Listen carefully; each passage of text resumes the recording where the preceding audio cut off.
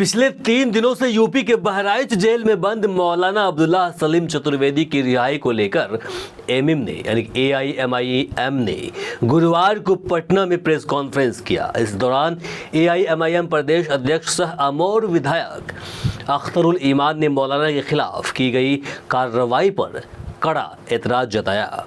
इसे लेकर अख्तरुल ईमान ने मुख्यमंत्री नीतीश कुमार, उप मुख्यमंत्री सह गृह मंत्री सम्राट चौधरी, मानवाधिकार आयोग और अल्पसंख्यक आयोग को पत्र भेजकर इस मामले में हस्तक्षेप की मांग की है। उन्होंने मांग की है कि मौलाना साहब के साथ हुई ज्यादती की निष्पक्ष जांच कर दूसरों पर सख्त कार्रवाई की जाए और उनकी जल्द से जल्द रिहाई सुनिश्चित की जाए। प्रेस कॉन्फ्रेंस के बाद उन्होंने मीडिया से बातचीत किया है। सुनिए उन्होंने क्या कुछ कहा। हम लोगों ने उनके दर्जनों भाषण सुने, हम लोगों ने कभी कोई तनावपूर्ण गुफ्तगू उनकी नहीं सुनी, लेकिन पिछले आज 2 साल दिए गए उनके भाषण आजकल ईआई के जमाने में न जाने वो क्या सत्य है और असत्य है, और उसको मुद्दा बनाकर भाजपा के लोगों ने उस पर मुकदमा किया। 1-2 जगह नहीं बल्कि मनसूबा तौर पर इसको हंगामा खड़ा किया गया और 84 जगह पर उस पर एफआईआर कराया गया और उसकी गिरफ्तारी हुई। हमको गिरफ्तारी से कोई इनकार नहीं है। अगर कानून के खिलाफ कोई काम करे, मैं भी करूं तो मेरी गिरफ्तारी होनी चाहिए, लेकिन एसटीएफ यूपी ने जिस तरह से मौलाना को गिरफ्तार किया है ये वसूल और जो कानून है उसके बिल्कुल खिलाफ है। लोकल प्रशासन को कोई खबर नहीं थी, ट्रांजिट रिमांड पर उसको नहीं लिया गया, बिहार सरकार उससे अनभिज्ञ थी और उनको ले जाया गया। उससे भी तकलीफ की बात यह है कि जब बहराइच में पुलिस के वैन से उतार कर उसको जेल भेजा जा रहा है तो जवान एक आलिम दीन जो चल रहा है कमर झुकाकर एक बूढ़े की तरह, तो लगता है कि उसको इतनी शारीरिक यातनाएं दी गई हैं कि वो चलने के लायक भी नहीं है। इस बात से हम लोग को बड़ी तकलीफ है। पूरे राष्ट्रीय स्तर पर मुसलमान इससे मर्माहत है, बल्कि मैं समझता हूँ दूसरे धर्म के लोग जो धर्म गुरु का, धर्म ग्रंथों का, धर्मस्थली का आदर और सम्मान करते हैं, ऐसे तमाम लोगों को तकलीफ पहुंची है। इसलिए बिहार सरकार से हम लोग गुजारिश करते हैं कि बिहार सरकार को अपने मान सम्मान और गरिमा का ख्याल होना चाहिए।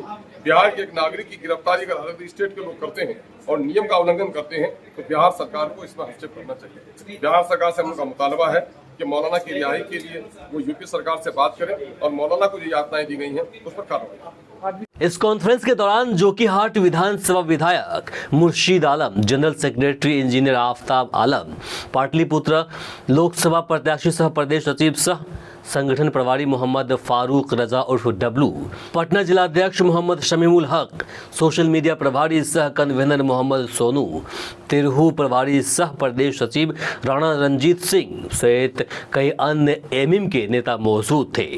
आपको बता दें कि 2024 में उत्तर प्रदेश के मुख्यमंत्री योगी आदित्यनाथ और उनकी मां पर कथित अभद्र टिप्पणी करने के मामले में मौलाना अब्दुल्ला सलीम चतुर्वेदी को यूपी पुलिस की गिरफ्तारी के बाद मंगलवार को उसे जेल भेज दिया गया। स्पेशल टास्क फोर्स यानी कि यूपी एसटीएफ ने मौलाना को पूर्णिया के अमोर क्षेत्र से गिरफ्तार किया था और इसके बाद उत्तर प्रदेश के बहराइच लेकर चले गए।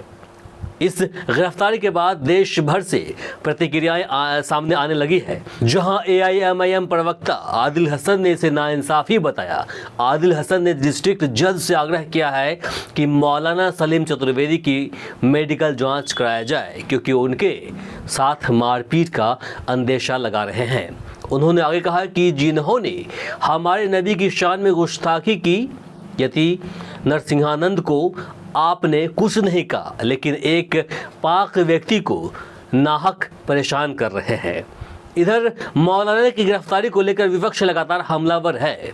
कांग्रेस प्रवक्ता सुरेंद्र राजपूत ने मौलाना अब्दुल्ला सलीम चतुर्वेदी की गिरफ्तारी पर उत्तर प्रदेश सरकार और पुलिस की कार्यप्रणाली को लेकर तीखे सवाल उठाए हैं। उन्होंने यूपी एसटीएफ द्वारा उठाए जाने के तरीके पर आपत्ति जताते हुए कहा कि ये कानूनी प्रक्रिया नहीं जबकि अपहरण जैसा व्यवहार है, क्योंकि शुरुआत में स्थानीय बिहार पुलिस को भी इसकी जानकारी नहीं थी। उन्होंने आगे कहा कि अगर कथित विवादित बयान मई 2024 का है तो सरकार और पुलिस इतने समय तक क्या कर रही थी?